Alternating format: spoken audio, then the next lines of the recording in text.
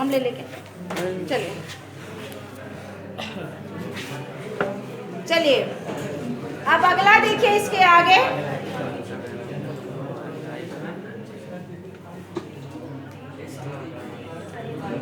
सहे वार पर बार अंत तक लड़ी वीर बाला सी, आहुति सी गिर गई चिता पर चमक उठी ज्वाला से।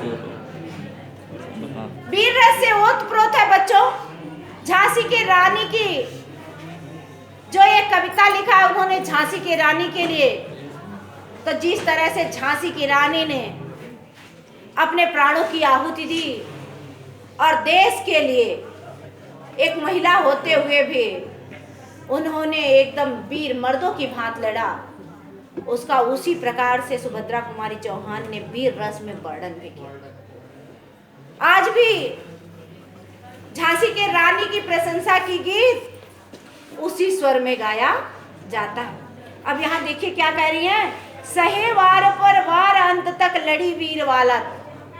जब तक उनके शरीर में, जब तक उनके तन में प्राण चल रहा था तब तक वो एक वीर बाला की तरह से, एक वीर योद्धा लड़की की तरह से उन्होंने अंग्रेजों से लड़ा।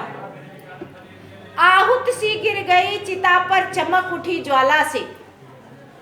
जैसे आग में हवन डालते हैं ना, आहुति डालते हैं ना, ऐसे ही वो हवन के समान चिता में गिरे। हवन जलता है तो उसकी महक, उसकी सुगंध दूर तक पहुंचती है। हवन इसलिए डाला जाता है कि उसकी सुगंध दूर तक पहुंचेगी और निगेटिव चीजें क्या होंगे, नाश होंगे। इसी प्रकार से रानी लक्ष्मीबाई मरी नहीं, वो जब उनको जलाया गया तो आहुति दिया गया उनके शरीर का, और जब उनके शरीर का आहुत हुआ तो उनके यश गान जो थे वो ज्वाला की समान जले, यानी लोगों के हृदय में देशभक्ति की आग लग गई। लोगों के हृदय में क्या हुआ, देशभक्ति की आग लग गई, यानी अंग्रेजों की गुलामी के खिलाफ जंग छिड़ गया।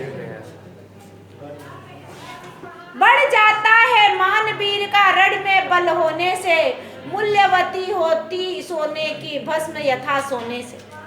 अब यहाँ कवित्री कह रही हैं कि अगर कोई भी वीर रण में मृत्यु को प्राप्त करता है, वीर गति को प्राप्त करता है, तो उसका मूल्य क्या होता है, बढ़ जाता है, उसके इस जीवन की कीमत बढ़ जाती है। अब यहाँ कह रही मूल्यवती होती सोने की भस्म यथा सोने से। सोने से भी मूल्यवान सोने की भस्म होती है। इसी तरह से झांसी वाली रानी से भी मूल्यवान उनकी समाधि की राख हमारे लिए है। रानी से भी अधिक हमें है यह समाधि है प्यारी, यहाँ निहित है स्वतंत्रता के आशा की चिंगारी। रानी से भी हमें अधिक क्या प्रिय है, रानी के समाधि की राख प्रिय है। क्यों प्रिय है, इसलिए रानी की समाधि हमें प्रिय है क्योंकि यही स्वतंत्रता की चिंगारी निहित है, यही से स्वतंत्रता की आग लोगों के हृदय में लगी थी। यही चिंगारी जब उड़ी तो लोगों के हृदय में स्वतंत्रता रूपी आग लगा और लोगों ने स्वतंत्रता पाने का प्रयास किया। इससे भी सुंदर समाधि हम जग में है पाते, उसकी गाथा पर निषीद में क्षुद्र जंतु ही गाते। कह रही है कि इससे भी सुंदर सुंदर समाधियां हमें प्राप्त होती है। बहुत सारी समाधियां हैं, बड़ी सुंदर सुंदर समाधियां हैं संसार में, लेकिन उनकी इस तरह से यशोगान नहीं है। उनकी समाधि पर कौन, क्षुद्र यानी तुच्छ जंतु, कुत्ते बिल्ली जैसे उनकी समाधि पर लोटा करते हैं और उनके ऊपर गाते हैं। उनके ऊपर वही कुत्ते बिल्ली उनका स्मरण करते हैं, उसके ऊपर लौटते हैं, चढ़ते हैं, लैट्रिन बाथरूम करते हैं। लेकिन ये जो झांसी वाली रानी की समाधि है वो हमें हरदम मातृभक्ति की प्रेरणा देती है। उसकी गाथा पे निषिद्ध क्षुद्र जंतु ही गाते हैं, उसकी गाथा में निस्दिन छोटे जंतु ही उसकी क्रियाकलाप को देखते हैं और गाते हैं।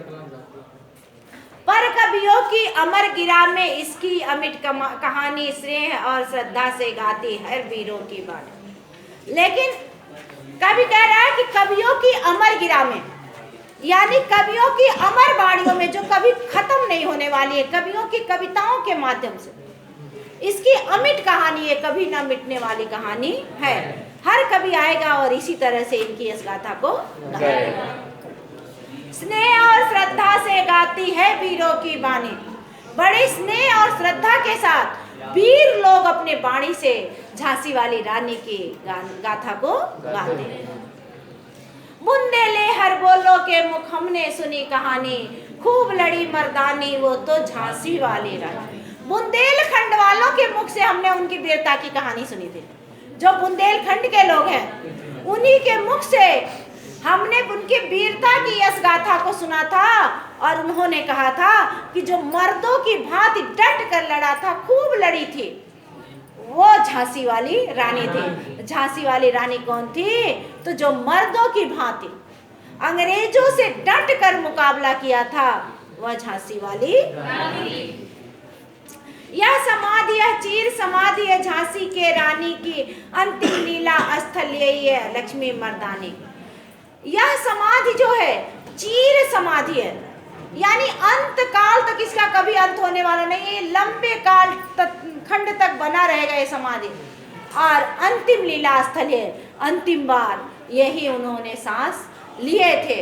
अंतिम लीला स्थल ये झांसी वाली रानी की है, जो खूब मर्दों की भांति से खूब अंग्रेज डट कर मुकाबला किया था अपने देश प्रेम के लिए।